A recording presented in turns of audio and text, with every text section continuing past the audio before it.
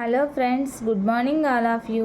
ఈరోజు మనము third class text బుక్లోని పూర్తి పాఠ్యాంశాలకు సంబంధించినటువంటి ప్రాక్టీస్ బిట్లను గురించి తెలుసుకుందాము. ఇక్కడ రేడు అనే పదానికి జతపరచండి అని ఇచ్చాడు. రేడు అంటే రాజు, అనుంగు అంటే ప్రియమైన, చంద్రశాల అంటే చలువరాతి మేడ, కల్పవల్లి అంటే కోరిన కోర్కెలు తీర్చేటువంటిది. ఇది వీటి యొక్క ఆన్సరు.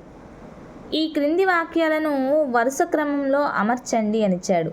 ఇక్కడ బిట్స్ వచ్చేసి మానవులంతా సమానమంటూ కలతలు మాని మెలిగెదము, మమతను సమతను పంచెదము, కులమత భేదం మరిచెదము అని ఈ యొక్క గేయము పైవి కింద కిందవి పైగా ఇక్కడ హెచ్చు తగ్గులుగా ఇచ్చాడనమాట. వీటిని వరుస క్రమంలో రాయాలి. ఈ వరుస క్రమంలోకి వచ్చేసి ఫస్ట్ కులమత భేదం మరిచెదము మొదటి లైను, సెకండ్ లైన్ వచ్చేసి కలతను మాని మెలిగెదము, తర్వాత థర్డ్ లైన్ వచ్చేసి మమతను సమతను పెంచెదము, ఫోర్త్ లైన్ వచ్చేసి మానవులంతా సమానమంటూ. ఇది ఈ యొక్క గేయం యొక్క ఆర్డర్ అన్నమాట. సో ఇదే దీని ఆన్సర్.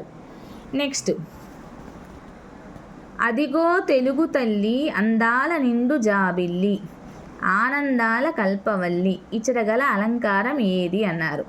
ఇది అంత్యానుప్రాస అలంకారానికి సంబంధించినటువంటిది.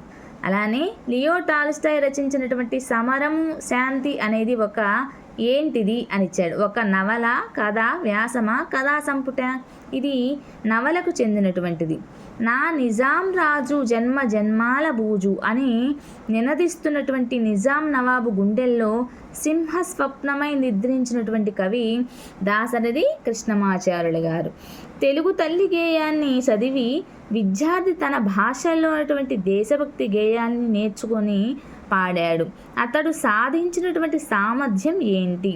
అతడు సాధించినటువంటి సామర్థ్యము ప్రశంస అన్నమాట. నిర్భయం, ఇది ఏ సంధి? దాన్ని విడదీసేటప్పుడు ఎలా విడదీస్తాము? ని ప్లస్ భయం, నిర్భయం.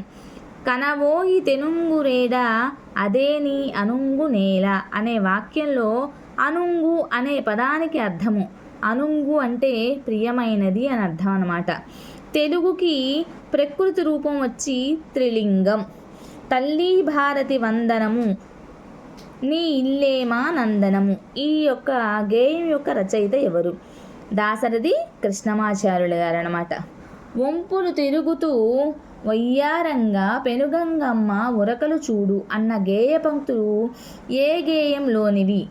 ఇది రేలా రేలా రేలా రేలా అనేటువంటి గేయంలోనివి అన్నమాట. నా కాళ్ళు మాత్రము చీపురు పుల్లల్లా ఉన్నాయి, ఏం బాగాలేవు అని అనుకున్నది ఎవరు? జింక, ఒంట, మేక, గుర్రమా? దీని ఆన్సర్ వచ్చేసి జింక. పావురాల జంట చూడు, పాలపిట్ట పాట చూడు, ఇచ్చట గల అలంకారం ఏంటి? దీనిలో ఉన్నటువంటిది అంత్యానుప్రాస అలంకారం అన్నమాట. స్తంభం అను ప్రకృతి రూపానికి వికృతి రూపం వచ్చేసి కంబం. సింహం, మత్తగజం, పావురం పదాలను నానార్థాలుగా కలిగినటువంటి పదము కంఠీరవం. ఆకాశం, పాలపిట్ట, శరణం, ఆధారం అనే పదాలను నానార్థాలుగా కలిగినటువంటి పదం దిక్కు. ఏటిలోన ఊట చూడు, నదిలోన సుడులు చూడు, అందరికీ అండగా నిలిచే అడవి తల్లి అందం చూడు అన్నటువంటి పంక్తులు రేలా రేలా అనేటువంటి గేయంలోనివన్నమాట. 3వ తరగతి పాఠ్యపుస్తక నిర్మాణంలో సోపానాలు సరైన క్రమంలో రాయండి అని ఇచ్చాడనమాట. అయితే ఈ సోపానాలు వచ్చేసి సన్నివేశ చిత్రము, అలానే పాఠము, పదాలు, అర్థాలు, కవి పరిచయము ఇలాగా వరుసగా వస్తాయి అన్నమాట ఈ యొక్క సోపానాలు. అంతేకాకుండా ఆలూరి బైరాగికి సంబంధించినటువంటి రచనలు గుర్తించండి అన్నారు. ఇక్కడ ఆలూరి బైరాగి రచనలు నూతిలో గొంతుకలు, అదేవిధంగా చీకటి మేడలు. నెక్స్ట్, ఆలూరి బైరాగికి సంబంధించినటువంటి అంశాన్ని గుర్తించండి అన్నాడు. ఈయన సంచార జాతుల గురించి తెలుగులో కథలు రాసినటువంటి తొలి రచయిత అన్నమాట. ఇంకా దుర్భరులకు సాయం చేయని ఎడ